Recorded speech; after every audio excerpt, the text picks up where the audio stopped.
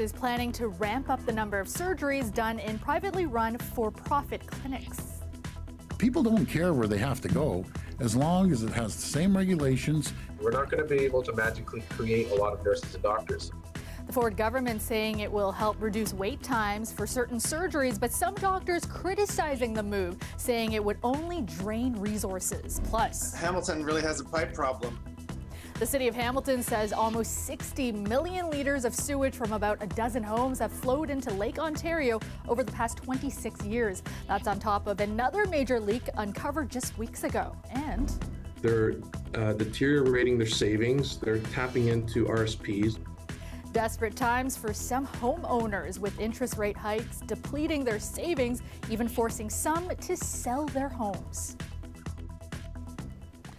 Good evening, I'm Kelda Yoon. The Ontario government is going to ramp up the number of surgeries done in private for-profit clinics. A senior government official says Premier Ford will be making the announcement next week. But there's debate over whether the move will actually ease the strain on the province's hospitals or make things worse. Our Queen's Park reporter Mike Crawley has this story. At this standalone clinic in London, Ontario, the staff perform orthopedic surgeries. It's covered by OHIP, and it's done at a far more efficient pace than in the local hospital. Essentially make this quicker, cheaper, faster, and better for patients.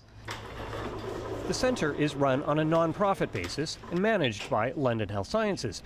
The Ford government wants more surgeries done outside of hospitals, but in for-profit clinics run by the private sector. I don't even like the word private because it's really not. The Premier says Ontarians will not have to pay for surgeries in these clinics. OHIP will. Simple stuff, not complicated. Knee replacements, hip replacements, cataracts. These are no-brainers that are backlogging the healthcare system. The idea is to shorten wait times for those surgeries, but what's not clear, how that would help the rest of Ontario's health system.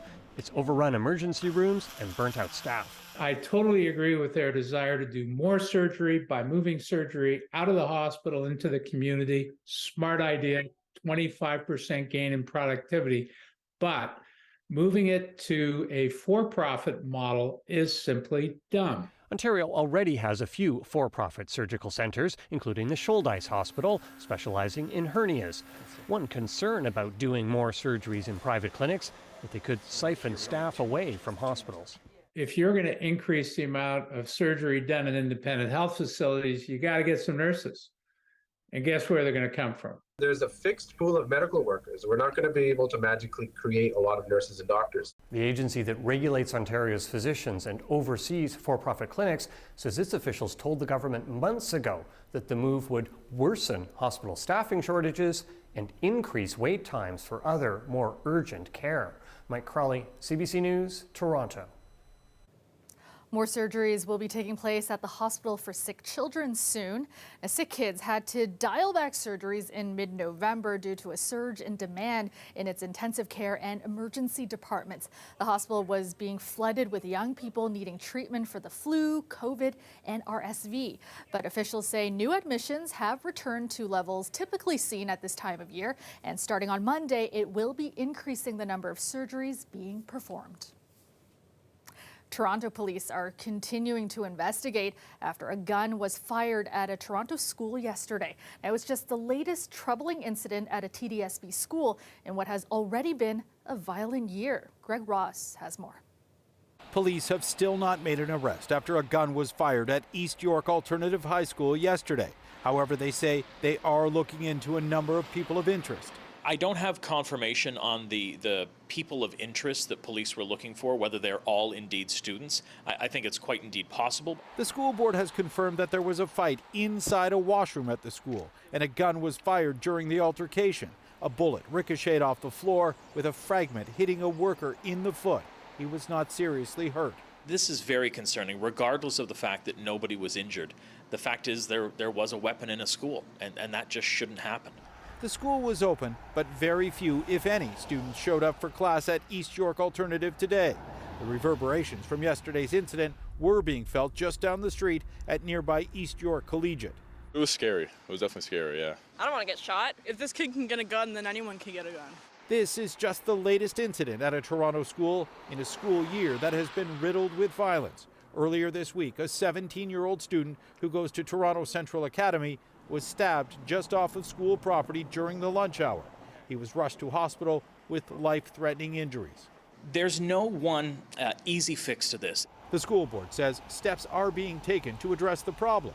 The board is asking for help from all levels of government, and they're also asking for help from the community. We're also creating an expert reference panel that will make recommendations to the board on how do we increase student safety and well-being and that of staff inside our schools in the wake of these incidents. The person injured here yesterday was an outreach worker that was doing some work in the school. CBC has learned that it was an employee of the Gary Hervert Center for Community Mental Health and that they're going to require surgery on the foot injured in the shooting.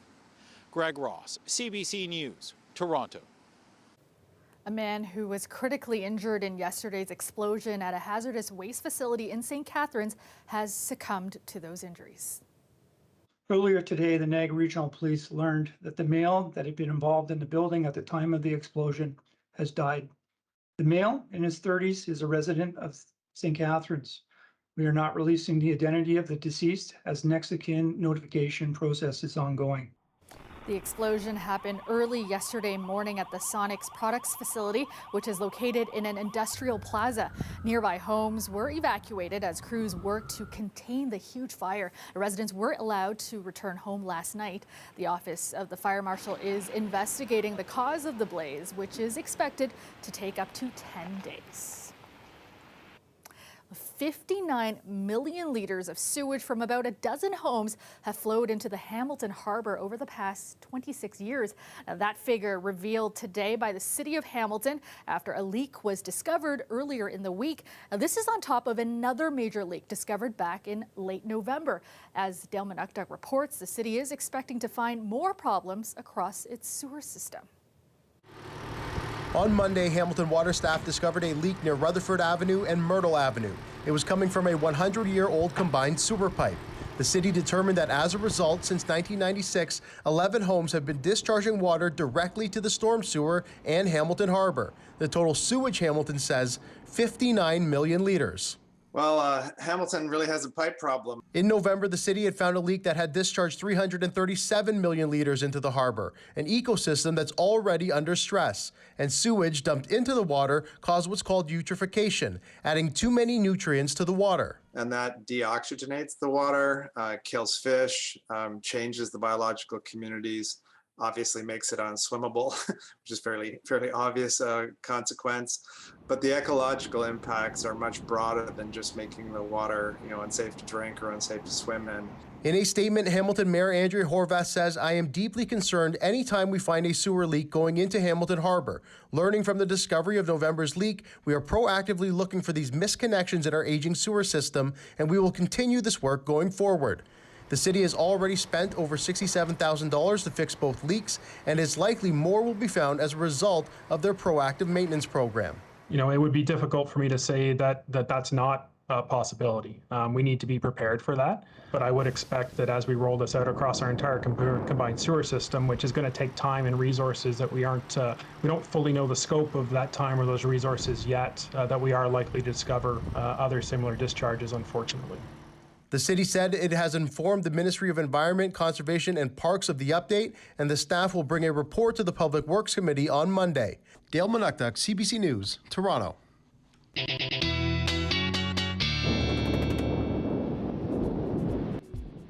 Mild start to the year. Toronto was hit with a blast of wind and snow today. By 9 o'clock this morning, OPP said they had already responded to about 30 weather-related crashes across the GTA. The flurries tapered off this afternoon, but temperatures are continuing to plunge tonight, with wind chill values making it feel even colder. Meteorologist Colette Kennedy joins us now with a first check on your forecast. And Colette, definitely a snowy and frigid one to end the work week. Yeah, exactly. You know, I'm reaching back here, not quite 24 hours, but almost to when we had the temperatures just beginning to fall to freezing or below, and then fall they did, and continuing to drop into even the afternoon hours cooler than what they were in the morning. And so, of course, freezing up some of that precipitation on roadways and side roads. Most of the main roads perhaps treated, but you really got to watch some of your sidewalks and tributaries there, and, you know, your driveway and that. So kind of take it easy, because we do have much colder air, extreme cold weather alert in place. However, what we also get here as we go into tomorrow is this clearing, so that we have high pressure building in, and we're able to get that sunshine coming back at us. But look at the temperature story to go along with this. -10. We've not seen a temperature that cold since going back behind the blizzard that went through right around Christmas time. And tomorrow's daytime high, -5, the high, Kelda. Wow. Thanks so much, Colette. Pedestrian traffic in the downtown Yonge Street area has topped pre-pandemic levels. Now, that's according to the Business Improvement Association in the area, who are optimistic about the economy bouncing back. For the first time over this holiday season in 2022, we've actually seen our numbers outstrip the pre-pandemic numbers from 2019. There's been an 11% increase in foot traffic since the 2019 holiday season, pre-pandemic. 1.7 million pedestrians were counted by the BIA between December 23rd and January 2nd of this year. And the street front vacancy rate is also down by about 1.5%. But some business owners near Dundas Square say foot traffic doesn't always translate into sales. Not even close as busy. Before COVID, it was super busy. And now you just see, you don't see it as busy as you used to see it. On top of catching up from months of closures during the pandemic, Sadiku says there's a number of issues plaguing businesses in the area, such as the cost of living, traffic issues due to increased construction in the downtown core, and issues with safety and security in the square. After a year of interest rates going up 7 times, mortgage brokers say they're starting to see the impact. Some people are even being forced to sell their home. It's a worst-case scenario that's expected to continue in the months ahead. Lorena Redekop has more on what's happening and advice for homeowners who may be at risk. When you see a for sale sign, it could be someone who has to leave. Some mortgage brokers say they're starting to see more people in mortgage default with a power of sale notice. This week we've had 3 of them. We don't usually see 3 in a week, let alone a month. Overall, the mortgage delinquency rate is low and went down, according to the latest Canada Mortgage and Housing numbers. But for people who've had to renew or are on a variable rate, monthly payments are way higher now than a year ago. So people are struggling. People are trying to figure out how to get through the month.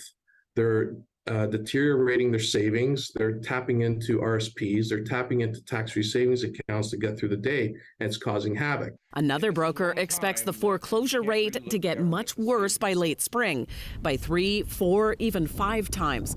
A big change, but he says the current number is incredibly low. Off a very, very low base number, we're going to see a big expansion of them, and it will be bigger than 2019, 2018, or those kind of normal years. It will definitely be much bigger. Interest rates are up, home prices have fallen. A new survey by Royal LePage finding they'll likely fall again this year. Plus, he says lenders are more cautious. You literally have 3 things that any one of those things would hurt people, but 3 of them together, it's just a disaster.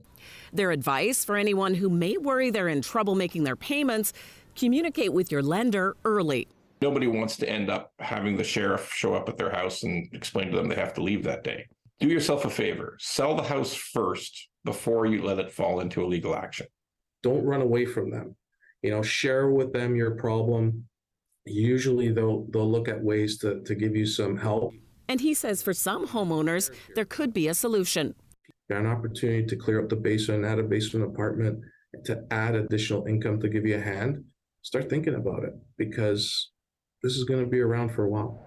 He expects another interest rate hike later this month and says people should be prepared before those rates stabilize or go down again.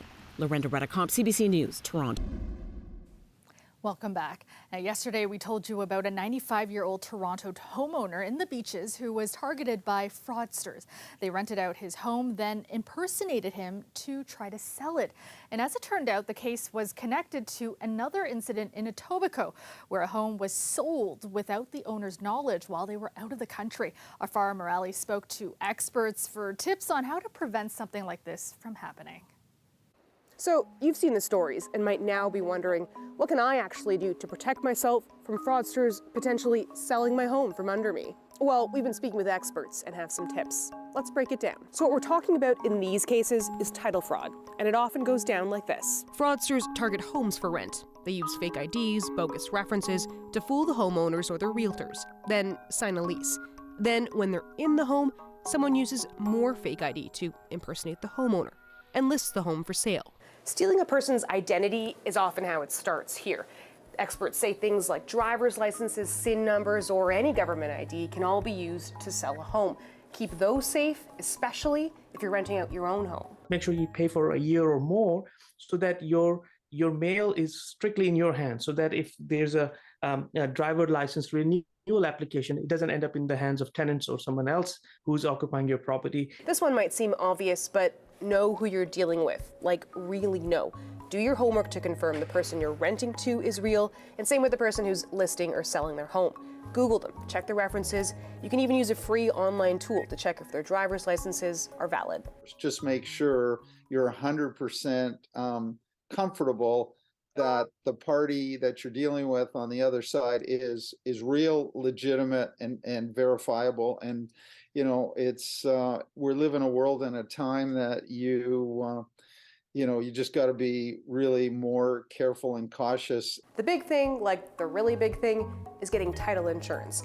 Experts say it protects homeowners in the case something like this actually happens, because insurance companies will cover the cost of all the legal expenses and remediate the fraud. Title insurance will step in and save you in a situation like this. Title insurance is insurance on your title.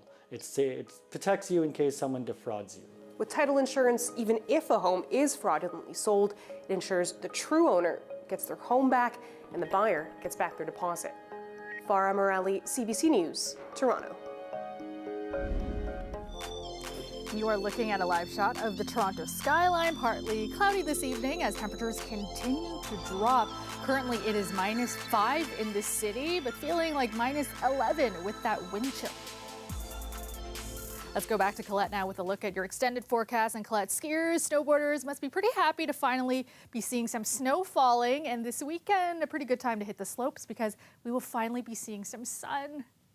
Yeah, so you get the fresh powder and then nice sky conditions. I mean, you're going to need the layers because even if you're active, some very cold air pushing in. Of course, cold enough, the extreme cold weather alert issued by the city to trigger opening those warming centers. Definitely need those. But also, it's just a reminder that to anyone, exposed skin can freeze quickly. So you got to really watch and make sure the kids are bundled up and check on your neighbors too.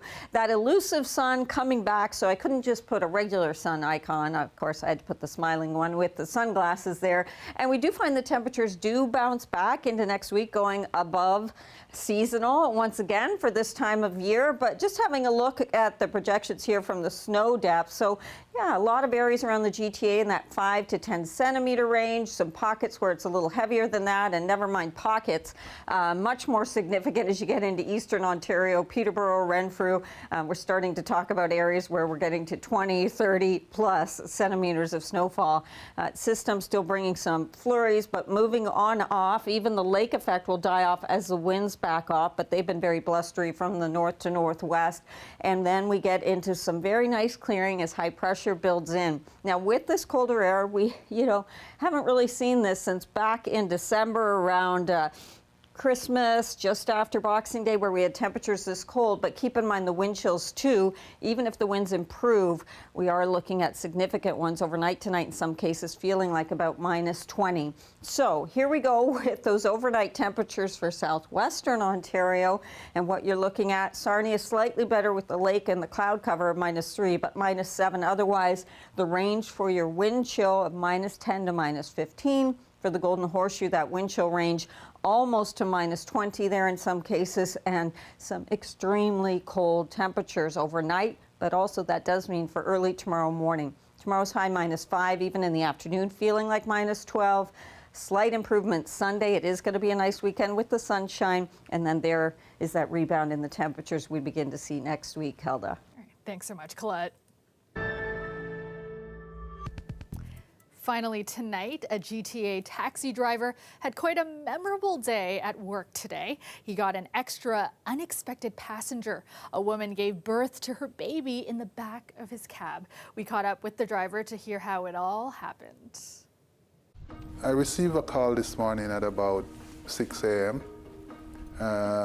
When I arrived to the destination, the person told me they wanted to go to the hospital to deliver their baby. En route, she realized that the journey, we wouldn't be able to make it to the distance.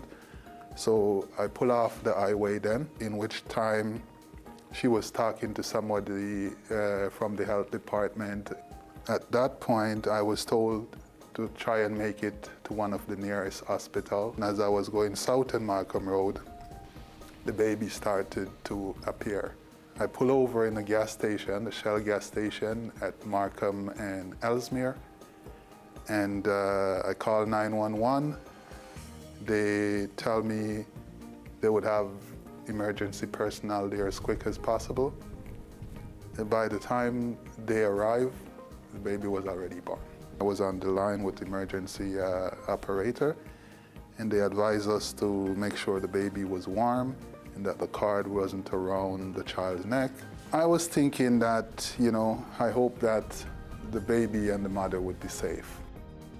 I just think it's the most amazing news. It's been quite a few years since we've had a baby born in a taxi, and I just, after speaking with Vernon, I just think that, he was in the right place. He was exactly where he should be today. To be honest, still a little bit shaken from the experience, but I would do it again if I have to. I feel like I did what was best for me to do. I feel that I make a difference. And that is our show for you tonight and for the week. Thank you so much for watching. Remember, you can get caught up anytime. Just head to cbc.ca/Toronto. Shannon Martin has your next local newscast tomorrow at 6. I will see you back here on Monday. Have a great weekend, everyone, and stay safe.